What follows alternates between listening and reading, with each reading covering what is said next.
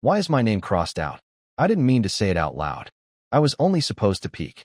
Just a glance, 1 second to satisfy the burning itch in my chest. But the words slipped out of my mouth like a leak in a sinking boat. The woman holding the guest list, clipboard, headset, clipboard again, looked up at me slowly. She squinted like I had asked her something in another language. I don't know, sir. Are you with the catering staff? That hit harder than it should have. I wasn't in uniform. I wasn't holding trays. I was just standing there in a navy shirt she bought me for my birthday 2 years ago, and khakis that still smelled faintly like the attic.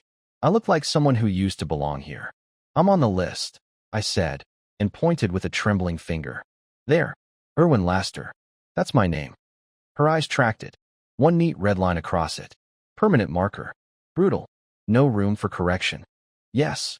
Well, looks like there's a note. She flipped the page, hesitated, then closed the folder like it was hot to the touch. You'll need to speak with someone from the team. I'm just assisting. Then she turned away, just like that, as if I were a glitch. A wrinkle in the code of this perfect rooftop evening. String lights glowed above the bar. A saxophone whined softly in the background. Laughter floated over the sound of clinking glasses. Everyone looked like they belonged in a commercial, like they practiced this party in a mirror. I stood still, and then I saw her. Tessa. She wasn't looking for me. Not even slightly. She was laughing with her head tilted back. That high-note laugh I hadn't heard in months. Not at home. Not in bed. Not anywhere. Her hand rested gently on a man's forearm. Casual. Natural. Intimate. And that man, he turned slightly. Betrayal Casey. I didn't know him, but I had seen him once. Just once, in a tagged Instagram story. In the corner. Half hidden. Smiling. Holding a wine glass behind my wife. He wasn't a stranger. He was a replacement. I should have turned around. I knew it. Any sane person would have. But something about the way she tilted her head toward him, like gravity itself had changed, made my legs refuse to move. I wasn't just watching my wife. I was watching a version of her I hadn't met yet. A version that didn't carry the weight of our grocery bills, our dented washing machine, our 2 a.m. conversations about why we hadn't tried for kids yet. No, that woman, the one with champagne in her hand and stars in her eyes, didn't look like she remembered any of that. She looked rewritten. I took 3 steps forward. Not fast. Not like a scene from a drama where someone yells across a party. I was too pathetic for that. I just shuffled a little closer, pretending to check my phone, like I was looking for someone who actually wanted me here. And that's when I saw the table cards. You know, the fancy ones with scripted names in gold leaf? Yeah, those. The ones that sit in front of pre-assigned chairs. There was one with Tessa Laster on it. And next to it, Betrayal Casey. My name had been scratched out there too. I leaned in slightly, just enough to confirm it. Beneath the surface of the thick, decorative marker, you could still see the faint loops of Erwin. My name. My seat. My wife. I stepped back and nearly knocked over a server carrying tiny cups of something with foam. He apologized. I muttered something useless. The saxophone stopped. Or maybe I just stopped hearing it. Because that's when Betrayal leaned in to whisper something in her ear. And she didn't flinch. She didn't look around. She just smiled and touched his knee under the table. It felt like being erased. I wasn't angry. Not yet. That came later. What I felt in that moment was smaller than anger. More fragile. Like I was the only person in the room who had missed a crucial email. The kind that tells you you've been replaced and no one had the decency to CC you. I stepped away from the table and wandered toward the edge of the terrace. It overlooked the city skyline, beautiful and distant. The kind of view you only get when people expect to celebrate something. I stood there, holding the railing, pretending to admire it, just long enough for my heart to catch up with my body. Then I heard my name. Not loud, not shouted, but close. Erwin. I turned. And it wasn't Tessa. It was Darla, her coworker. We'd met once, maybe twice. She looked surprised, almost like she'd seen a ghost. I didn't think you were coming, she said cautiously, eyes darting behind me. Did Tess invite you after all? I didn't know what to say. The truth was both too sad and too humiliating. So I shrugged and forced a weak laugh. Last-minute decision. She didn't buy it. Her face tightened, like someone watching a storm cloud roll over a picnic. Listen, she leaned in, voice low. You probably shouldn't be here. And there it was. The sentence that stripped the last thread of denial from my body. I wasn't just forgotten. I was unwanted. And then she added one more thing, just before walking away. Something that pierced deeper than anything I'd heard yet. They've been really close lately. Just, please don't make a scene. Okay. A scene? I couldn't even make a sound. I didn't leave. I should have.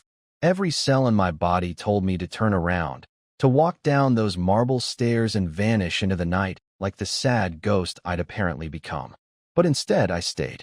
I stood in the shadows near the bar, surrounded by a sea of linen suits and backless dresses, holding a half-melted cube of ice in an untouched whiskey like it could anchor me to something real. I watched my wife, lean into conversations that didn't include me, flash smiles I hadn't seen in months, and toss her hair like she was 25 again, not the woman who used to fall asleep on my chest while reruns played in the background. And betrayal? He moved like he owned oxygen. Confident, effortless, magnetic. I hated how easily he fit into the space beside her. Like she had been waiting for that shape to arrive all along. I don't know what I was expecting to find by staying. A clue? A crack in the facade? Some quiet, invisible sign that she missed me? Instead, I got something worse. It started with a conversation I wasn't meant to hear. I had drifted toward the side hallway, just trying to get a breath. That's when two of her co-workers came out of the restroom.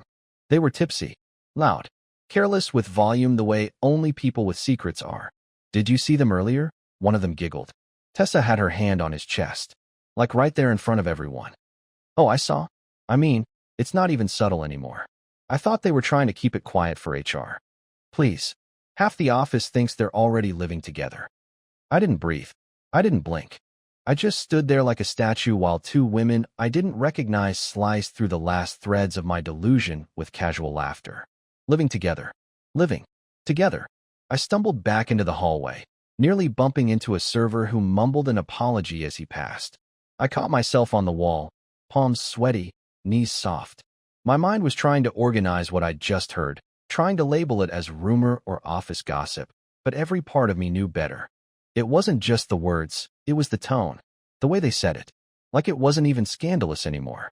Like it was a fact everyone had accepted weeks ago, and I was the only one still playing the fool. I started pacing. My brain felt like it was overheating. I couldn't go up to her. I couldn't confront her. Not here. Not in front of her co-workers. That would make me the villain. The unstable husband who crashed a party and embarrassed her. No. If I wanted the truth, I had to get it the same way she delivered it. Quietly, smoothly, behind a curtain of champagne and curated lies. So I did something I'm not proud of. I followed her. Not like a stalker. At least, I didn't think so. But when she excused herself from the table and made her way toward the elevator, betrayal right behind her, I waited 20 seconds, dropped my drink off on a tray, and slipped into the hallway. I didn't know where they were going. I didn't care. All I knew was I wasn't ready to be erased without seeing the script. The elevator stopped on the 17th floor. I nearly didn't make it. I'd taken the stairs to avoid being seen. 2 flights up in dress shoes I hadn't worn since my cousin's wedding. My heart pounded like I'd run a marathon, but it wasn't from the effort. It was from something deeper, something primal, a sense that I was walking towards something that could not be undone. The hallway was quiet, dimly lit, almost sterile. Offices and meeting rooms lined either side, glass doors etched with words like client strategy, brand partnerships, and executive lounge. The last one caught my attention, not because of the name, but because the door had just clicked shut. I moved closer. The glass was frosted halfway up, just enough to blur out full details, but not shapes. I saw her silhouette first. Tessa, pacing, her arms folded, then unfolded. Nervous energy. Then betrayal appeared, calm, slower, taking his time. He reached for a bottle on the side table, poured 2 drinks, handed her one. She took it without looking at him. He said something. She shook her head. He stepped closer. Her body stilled. Then, in a voice I could barely hear through the gap in the frame, she muttered, "Not here. Not tonight." My chest clenched so tight I had to lean against the wall just to stay upright. Whatever this was, whatever boundaries I had convinced myself still existed, they were far beyond gone. This wasn't flirting. This wasn't emotional distance. This was something lived in. Familiar. Intimate. And still. I hoped she would say something. Anything. That made it better. That turned this nightmare into some giant misunderstanding. That said, I told him to stop. That said, I told him I'm married. That said my name. But she didn't. She said, he was at the party. Silence. Then Deverell's voice, smooth, steady. Did he see us? I don't know, she said. He just stood near the bar. He looked like. She didn't finish the sentence. He didn't press her. Instead, he walked over and placed his hand on her back, the same spot I used to reach for when she cried at movies or couldn't sleep. She didn't move away. I pressed my forehead against the cool glass. I don't know why. Maybe I wanted to feel something that didn't burn. She finally spoke again. I didn't think he'd come. I crossed him off. Like I was an item on a grocery list. Like I was the ghost of a man who once mattered but had outlived his usefulness. And that's when it hit me. She didn't expect me to find out like this. She expected me to fade out. Quietly. Slowly. Like a candle running out of wax. I wasn't meant to see this side of her. This new life she had carefully curated behind late meetings and muted phone calls and half-smiles at dinner. I was the leftover. The placeholder she was slowly scraping off her timeline. And she didn't even hate me. That was the worst part. There was no rage in her voice. No blame. Just detachment. Just distance.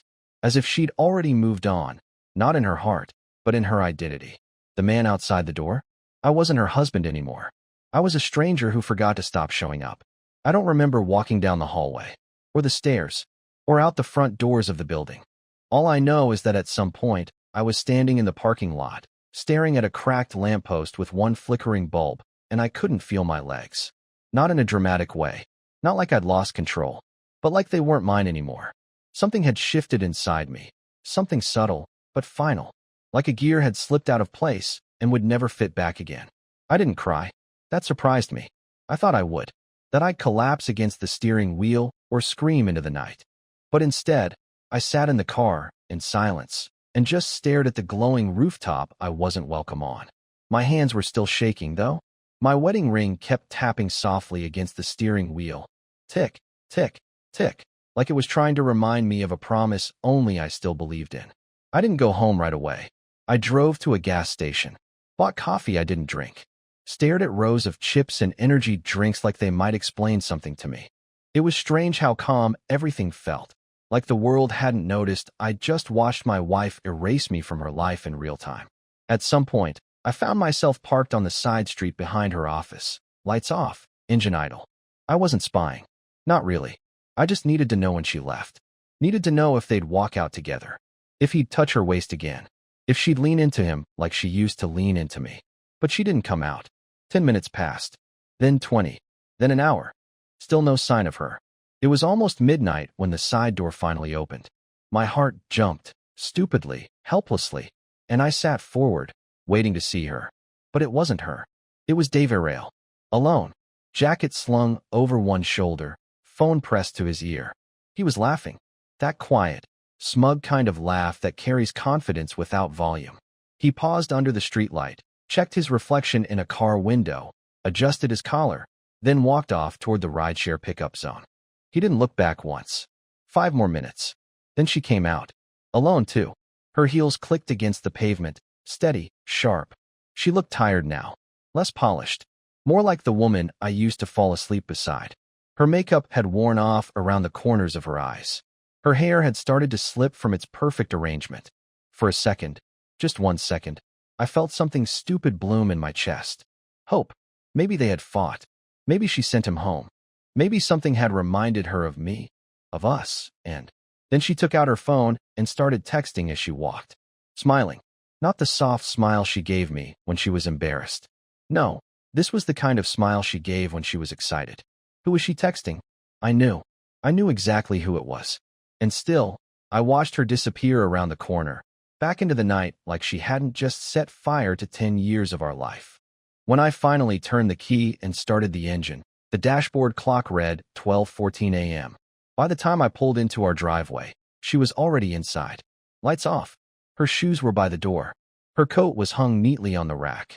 And on the kitchen counter, next to her empty wine glass, was a single sticky note. Sorry I didn't call. Got stuck in a late client thing. Exhausted. Love you. That word. Love. Written like it still meant something. Like it still had weight. I stood there, holding the note, heart thudding against my ribs, and realized the worst part of all of it.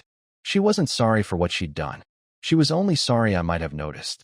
The next morning, I didn't bring it up. I made coffee. 2 mugs, like I always did. Hers with oat milk, mine with whatever creamer was closest.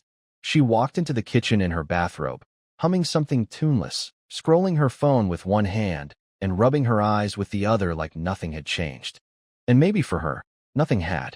"Morning," she mumbled. No kiss. No touch. Just a passing breeze.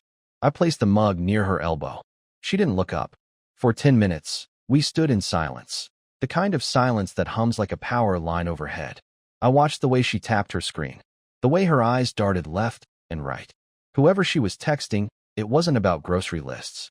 Then she said it. "So what did you get up to last night?" Her voice was light. Careless. A test balloon she floated into the air to see if I'd lie first. I could have told the truth. That I saw her with him. That I stood outside a glass wall like a dog begging to be let in. That I listened to her erase me word by word with a man who didn't even bother to say goodbye after. But I didn't. I smiled. "Not much," I said. "Played some old games. Lost track of time." She nodded. "Yeah, same. I had that stupid networking dinner. It went forever."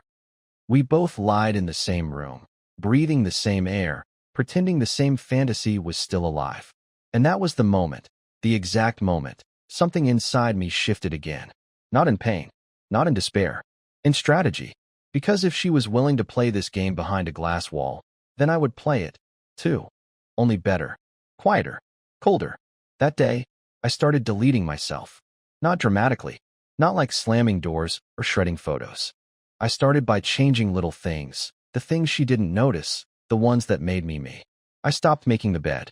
She always said I did it better than she did, that I had a system. So I stopped. Let it wrinkle. I left the dishes in the sink. She hated that. Said it made her anxious. I pretended not to notice. I moved my toothbrush to the drawer. Not gone.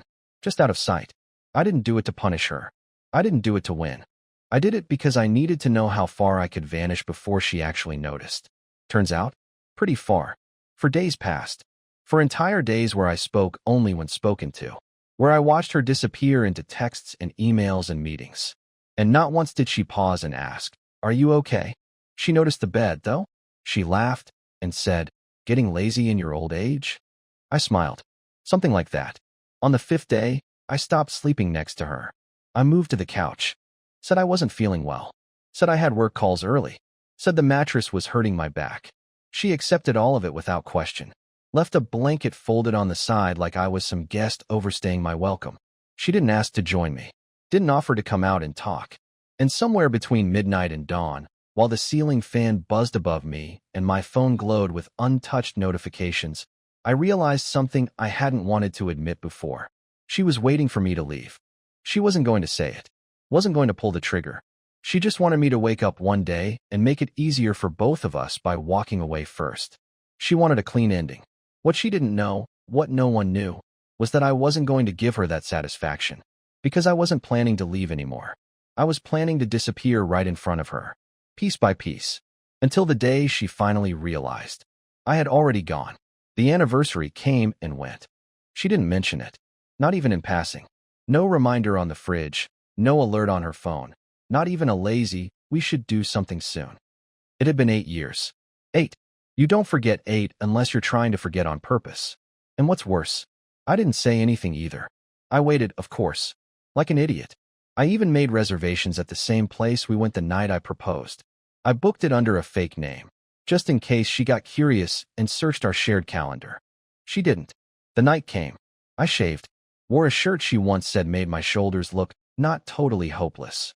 I didn't tell her where I was going. Just left a note. Out for a bit. Don't wait up. The hostess at the restaurant looked confused when only one of us showed up. Table for Mr. and Mrs. Laramie? Just Mr. I said with a smile that didn't reach my eyes. They seated me at a small table by the window. Candlelit. Romantic. I stared at the empty chair across from me and imagined her in it, laughing, chewing on her straw, making fun of how I always ordered the same thing. But the fantasy collapsed quickly, because even in my own imagination, she kept checking her phone. I ate half a meal in silence. The waiter was too polite to ask questions. I tipped him 25% and left without dessert. When I got home, the lights were off. She wasn't in bed. Her car wasn't in the driveway. There was no note, no text, just silence. I sat on the edge of the couch, staring at the blinking router light in the corner, and tried to figure out why I wasn't angrier. I should have been. I should have been furious. But all I felt was hollow, like someone had scooped the middle out of me and left the shell standing upright. And then, at 1:43 a.m., the garage door creaked open. I didn't move. I listened as she came in, her heels clicking against the tile, her coat sliding off the hook. She tiptoed like she was afraid to wake someone. That would have been funny if it wasn't so pathetic. She didn't check the living room, didn't peek into the kitchen. She went straight to the bedroom and closed the door behind her without ever seeing me sitting there in the dark. The next morning, she was all sunshine and yawns. "You sleep okay?" she asked, pouring coffee like she hadn't just erased our anniversary from the calendar of her life. "Sure," I said. "You?" She nodded. "Knocked out. Didn't even hear you come in." And just like that, it was gone. The dinner, the candlelight, the empty chair, gone like it never existed. Like we never existed. That day, I took everything off the walls. Not all at once. That would have been too obvious.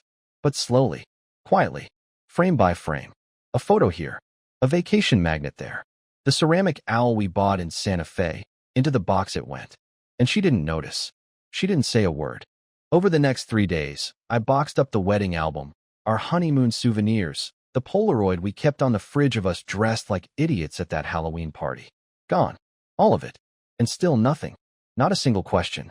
It was as if the past didn't exist unless she needed it as a prop. And then came Friday. I heard her on the phone in the other room. Her voice low, controlled. "No, he doesn't suspect anything. He's barely around these days." Barely around. I was in the next room, folding the towels she never noticed got washed. I stood there, holding the last one, and realized with sudden clarity.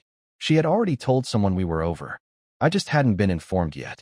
She didn't notice the missing towels, or the fact that my side of the closet was empty. She didn't notice I'd stopped shaving, or that I'd started jogging in the mornings again, not to lose weight or chase clarity, but because I liked the feeling of the pavement under my feet and the way my breath burned when I pushed harder than I thought I could. She didn't notice the way I started humming again while making breakfast, or that I no longer waited for her to join me at the table. She also didn't notice that I stopped wearing my wedding ring. It had been 6 days since I overheard her whisper those words, 6 days of smiling when necessary, nodding when expected, and quietly closing the last remaining doors she never bothered to walk through. And during those 6 days, something strange began to happen. I started to feel free. Not immediately. Not like ripping off a bandage. It was more like stepping outside after a storm and realizing the sky's been blue this whole time. You just couldn't see it through the noise. I started remembering who I was before I became a placeholder in someone else's life. Before I was a ghost in my own home. Before I thought love meant shrinking yourself so the other person could shine brighter. And I made a decision. Not out of anger. Not out of revenge. Out of peace. I waited until Saturday morning. She was still asleep when I left. I didn't pack everything. Just a duffel bag, my laptop, the few clothes that still felt like mine. I left the rest. Let her have the house. Let her have the couch and the wine glasses and the echo of the man she slowly, gently erased. On the kitchen counter, I left a note. No long speech. No bitterness. Just this. "You let go a long time ago. I just finally caught up. I hope you find what you're looking for. I already have. I rented a small place near the coast. Nothing fancy, but it has a balcony, and the sunlight hits the floor just right in the mornings. I read more now. I sleep better. I cook for myself without waiting to be joined. I've started sketching again, badly, awkwardly, joyfully. I even reconnected with a friend I lost touch with years ago because I was too busy being someone else's shadow. I'm not saying it's perfect. Healing isn't a straight line. Some nights are still quiet in a way that hurts. But I no longer feel like I'm holding my breath. And that, to me, is everything.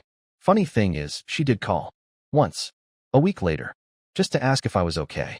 I told her the truth. I've never been better.